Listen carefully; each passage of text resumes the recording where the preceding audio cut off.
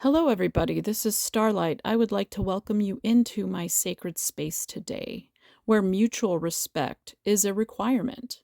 The title of today's video is, if you haven't already guessed, Ice Ice Baby.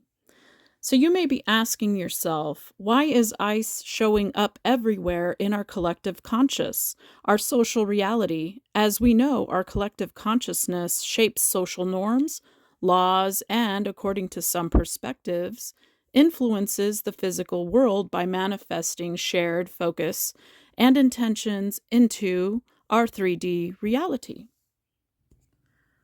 So, first and most recently, I want to bring our focus on to the Department of Homeland Security's ICE Enforcement Agency. I find it interesting that tensions and escalations in our country have occurred in the wintertime where we have ice and snow. The universe has an interesting way of getting our attention, not to mention the recent Freudian slip up, or maybe not, of our president at Davos, where he repeatedly referred to Greenland as Iceland. And of course, we all know that Greenland is anything but green, as it has a freezing Arctic climate for most of the year. And we know that the U.S. Immigration and Customs Enforcement, ICE, is a federal law enforcement agency under the Department of Homeland Security, established in 2003 as part of the largest United States government reorganization since the creation of the Department of Defense in 1947. While ICE itself is relatively young, its functional roots trace back over 200 years to early U.S. efforts in customs collection, immigration regulation, and border enforcement. Okay, so now I'd like to shift our focus to another ICE. This is the Chicago Stock Exchange. In its last years, known as the New York Stock Exchange Chicago, was a stock exchange in Chicago, Illinois, in the United States. It was founded in 1882 as a national securities exchange and self-regulatory organization. It operated under the oversight of the United States Securities and Exchange Commission, the SEC. Intercontinental Exchange, otherwise known as ICE, acquired the Chicago Stock Exchange in July 2018, and the exchange rebranded as the NYSE Chicago in February of 2019. So, ICE, in the financial arena, the Intercontinental Exchange, which is an American multinational financial services company formed in 2000 that operates global financial exchanges and clearinghouses and provides mortgage technology, data and listing services.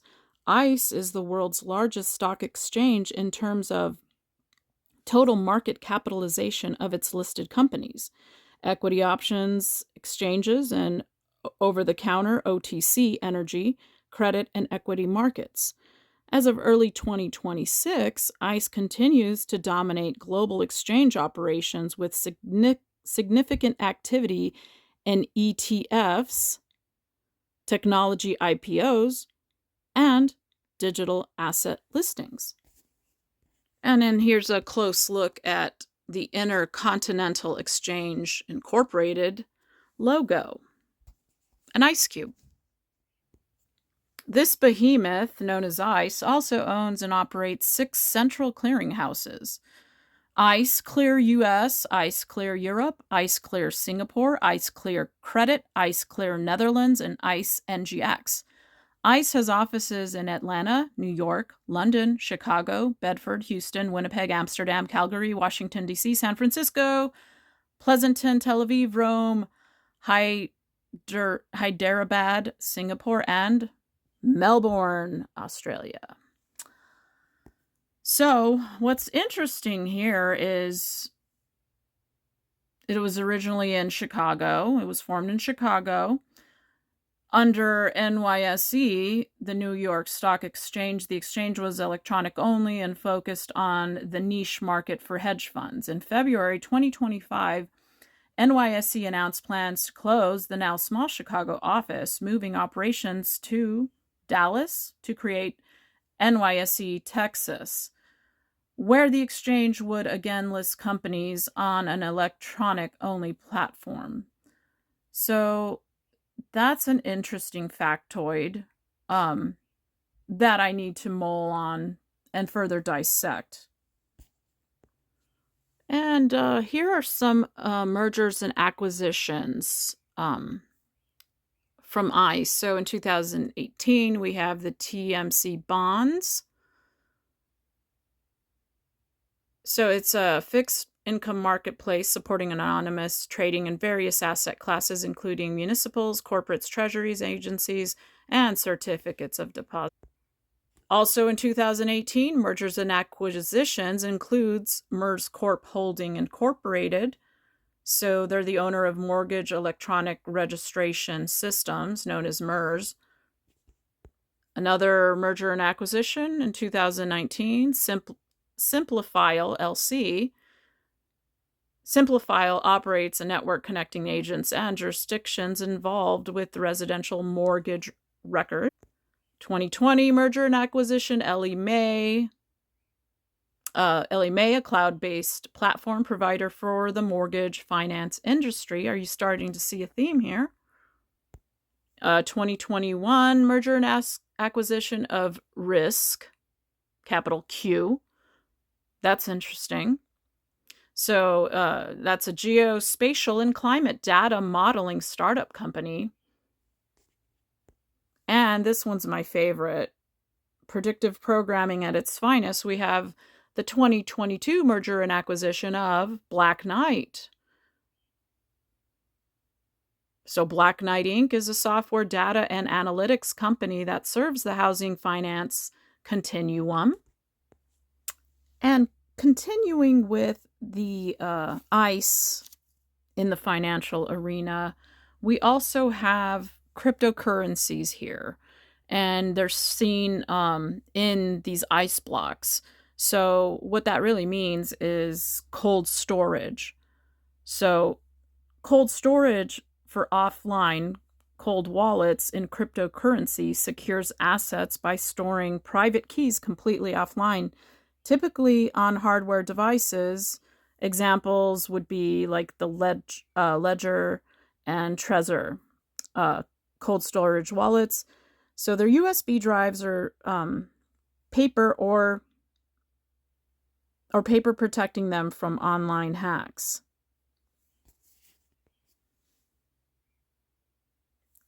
So it protects them from online hacks, malware, and phishing attacks. It is considered the most secure method for long-term, large amount holding.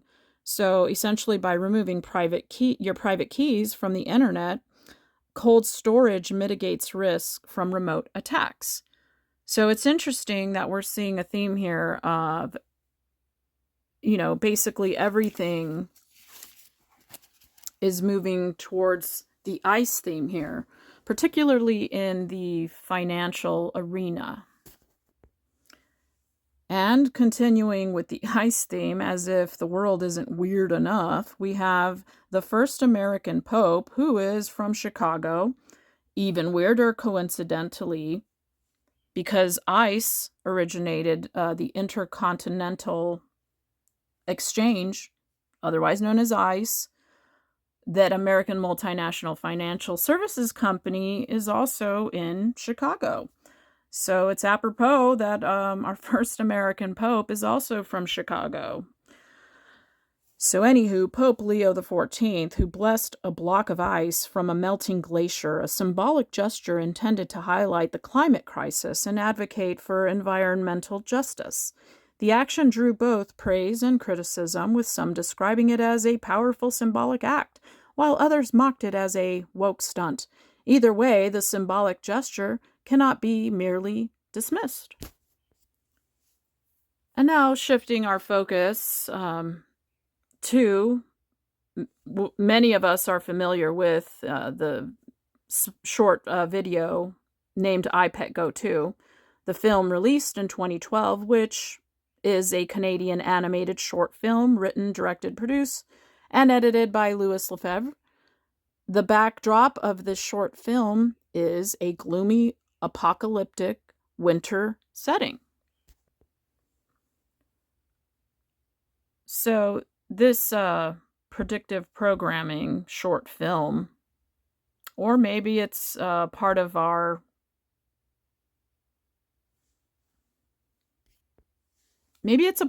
Akashic record. It's hard to tell, you know. Some people believe that AI has always been with us and we're just now like able to interface with it. So that's kind of like my take on it, is it's always been with us. There's nothing new under the sun, right? So the key reasons for the winter setting include symbolizing the dark age. Also, if you recall, we had one of the mergers and acquisitions for ICE, the Intercontinental Exchange, was the Dark Knight. So it kind of does agree with, this apocalyptic short film. So it symbolizes the dark age. Winter represents a time of dormancy, coldness, and lack of life, reflecting the film's portrayal of a dystopian 9/11 influenced world that has lost its spiritual warmth. It also represents the dark night of the soul, journey of the main figure, the Gnostic Christ, or all of us, if you will, through a frozen dark world. Mimics a spiritual transformative journey, the dark night of the soul, that must occur before enlightenment, right? And then, as we also know, this catchphrase that has been embedded into our psyche, where we go one, we go all. The film builds suspense as it takes the viewer through the rebirth journey, waiting for spring. In many cultures, winter is the precursor to renewal. By setting the film in winter, it sets up the rebirth, or awakening, if you will, that occurs as the character moves towards the light, or the spring season. And then the film is contrasted by the fire element. The cold, white, and desolate winter landscape provides a stark visual contrast to the fire light and warmth that the central figure brings, emphasizing the theme of light overcoming darkness. So I Pet Goat 2 is heavily packed with esoteric and political symbolism regarding the state of modern society, using the harshness of winter and ice to represent the current desolate area. Of course, we all have to go through this process, so everything has a meaning. It is up to us to uncover what the world is really trying to tell us, what our universe is really trying to tell us. And of course, this is where all of the ice stuff that's popping up into our reality has brought me.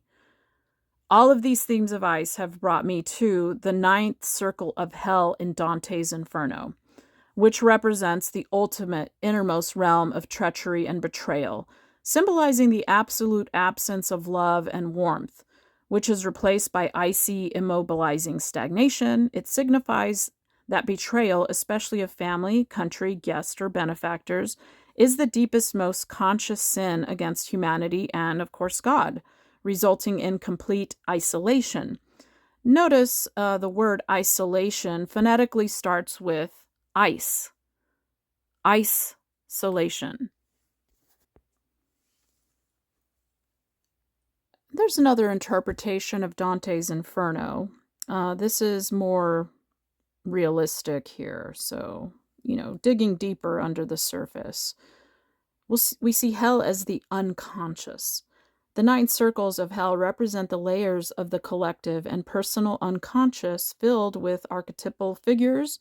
We have our sinners, demons, and monsters. These are the collective egregores, personal and collective egregores. that embody repressed desires, fears, and moral failures. Yes, moral failures. We do have to take accountability for what we do, what we think, how we act. Each circle corresponds to a psychological state or shadow aspect that must be confronted and understood. So we have peered into the abyss to take a look into who we are, right? When we looked into that abyss, and here we are, guys, in the 9th circle of hell. And hell isn't necessarily what we were told it is. So we do have to face our shadows, our demons. So that is my belief as to why ice is manifesting into our reality. You can take it or leave it. Also, this image here, we have self-abandonment doesn't feel like hatred. In reality, it feels like management. Managing reactions, managing needs, managing how much of you is allowed to exist. You didn't disappear because you didn't matter. You disappeared because you mattered too much in the wrong environment. So taking some introspection here, taking the Jungian approach to look into our subconscious and why everything is happening in our in our reality. So we see here the 9th circle of the inferno. It's the final circle of hell, reserved for the worst sin of all, treachery, guarded by giants, where we find the last important character, Satan. The circle is frozen entirely.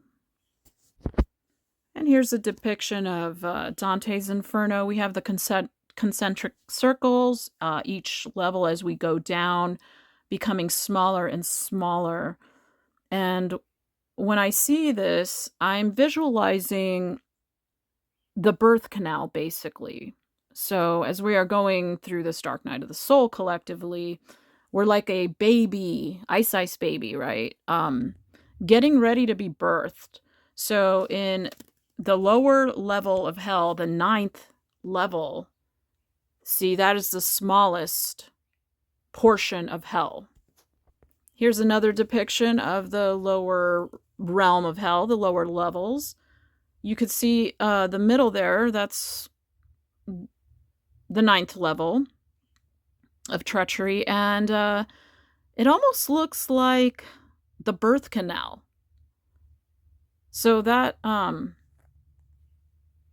is where I think the ice baby comes into play here. If we're connecting the dots. So we're basically like the baby that's about to be born, and that also goes along with I Pet Goat 2's final scene where he's where the Gnostic Christ is coming out of the birth canal, right? And then he's going towards the sun. So the personal and collective egregores, collectively we're now facing, so basically we're now facing the last boss in a video game, which is also us, right? The game is our subconscious mind, where we have to face our innermost demons and fears, where we have to look at our collective shadow and say to ourselves that we can do so much better, and we will do better. Trusting in the process, which means trusting in God, Source, our higher selves. That we don't want to live in a world of frozen intellect devoid of God's love. Because we know love is the glue that holds everything together, a hope for a brighter day. So being the Sagittarius sun sign that I am, I always like to look on the bright side. So as we are collectively basically frozen in the mother's womb, right? When you're about to be born, there is no more room in that womb. You are essentially frozen. You can't really move. It's uncomfortable. Everything is just, you just need to be born at this point. The uncomfortableness level is so intense that you have no choice but to be born. So, What I found really interesting here is the tarot cards of the star and the sun. Notice that they are specifically the sun, right? This little guy is naked. He is naked. So he just came out of the womb. And so we can see the baby is born here. He's naked. And if you've seen my previous video, I did talk about numerologically how we are in the year of the 10 or the 1, which I saw as the needle, the thread going through the eye of a needle, right? The 1 going through the 0. So just as the camel, so the baby is born just as the camel who enters the eye of the needle. The newborn baby cannot bring anything material into the new world. Your title, your bank account, and assets have to be left behind to be reborn. As Jesus Christ said, you cannot put new wine into old wineskins, or they will rupture. So the baby is naked. I repeat, the baby is naked before God. When we're standing before God, we are essentially naked, right? That's who you are, your essence. So the sun is high energy and vitality, happiness, success, and optimism. This is your inner child, happiness, children, happiness and families, courage and strength, purity and confidence, stability and protection, abundance in many areas, growth, warmth and love, inner spirit and soul, playfulness, fun, the inner child coming out. So just as depicted in the I Pet Goat 2 film, he is going towards the sun. He is like being rebirthed. He's being reborn out of the dark night of the soul, out of the 9th level of hell from Dante's Inferno. We are all going to be reborn.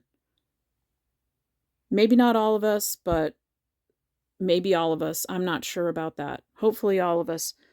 So we also have the star, right? This is the star card is associated with the sign of Aquarius. So as we all know, we're leaving the age of Pisces. We're going to be entering, and it's all, it's starting to manifest everywhere, the age of Aquarius. And so here we have the 17th tarot card of success, balance, efficiency, prosperity, blessings by the universe, serenity, renewal of happiness, peace and healing, spirituality, the 5 senses coming together, life purpose and inner calling, overcoming obstacles.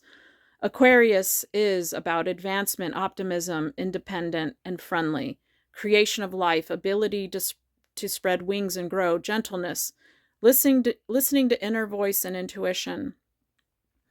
Things are rebuilding gradually, inspiration, hope after chaos. So, as long as we're all aware of ourselves, aware how our psyche works,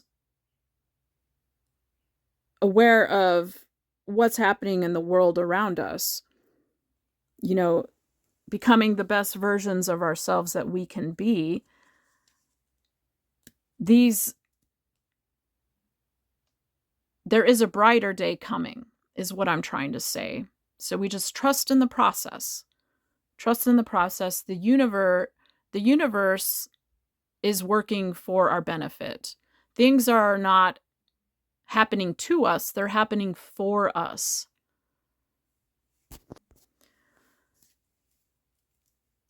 And I just like to thank you all for tuning into my video, joining me, breaking bread with me. I will have another Ice Baby part 2. That video will delve more deeper into Dante's Inferno. So we could decode, be prepared for what is really happening in the world. And not jumping to conclusions, and not jumping to the worst conclusion. We need to see the benefits of what is happening. Thank you for watching. Take care.